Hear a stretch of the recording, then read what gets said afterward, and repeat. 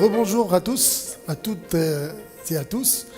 Je tiens tout d'abord à vous souhaiter la bienvenue au Café Culture, à la 14e édition du Café Culture. Et je tiens également à vous remercier d'avoir accepté notre invitation pour tenir cette 14e édition.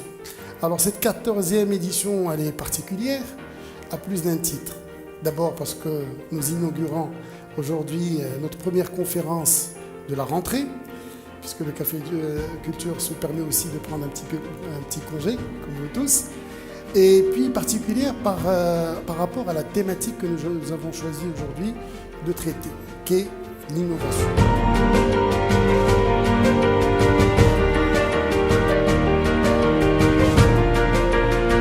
L'innovation est un thème à la mode. Évidemment, de nombreuses entreprises s'intéressent au marché de l'innovation et à la nécessité d'innover. Et trop souvent, les démarches d'innovation sont un peu pléthoriques, partent dans tous les sens. Et on parle souvent de gaspillage ou de projets ratés. Donc, innover juste et pas juste innover, c'est le thème pour évoquer le fait que ça demande méthode, précision, analyse, rigueur. La créativité n'est qu'un tout petit bout de l'innovation. Tout leader a besoin d'innover. Tout leader a besoin de surveiller ses arrières, de regarder la concurrence, mais aussi les futurs concurrents non lisibles. Donc une démarche comme l'innovation, c'est avant tout un état d'esprit qui permet de rester à la pointe, non pas de ce qu'on sait faire aujourd'hui, mais du besoin qu'ont nos clients, de la nécessité de nos clients d'innover. Et en réalité, c'est le passage de la maîtrise de son savoir-faire à la maîtrise du savoir-faire de nos clients. Pourquoi ont-ils besoin de nous ?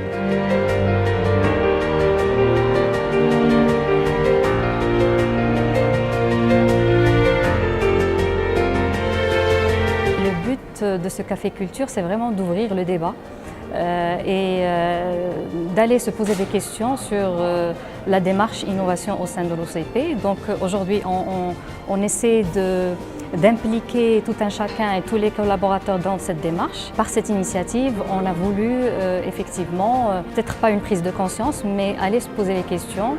Pourquoi l'innovation ? Comment y aller, quelles sont les méthodologies, les outils pour réussir cet axe stratégique.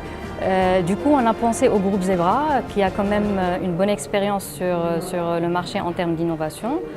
C'est des gens qui accompagnent les grands groupes. Je pense que leur façon de faire, elle est originale parce que par exemple le design thinking, ils l'ont fait à leur sauce, ils ont rajouté le design thinking émotionnel, ce qui n'existe pas sur le marché. Donc l'émotion est un paramètre aujourd'hui qui est très important dans leur démarche et que j'ai trouvé intéressant à exposer au public OCP parce que aussi on va vers le farmer intimacy. Donc je pense que la démarche elle nous serait d'une grande valeur ajoutée.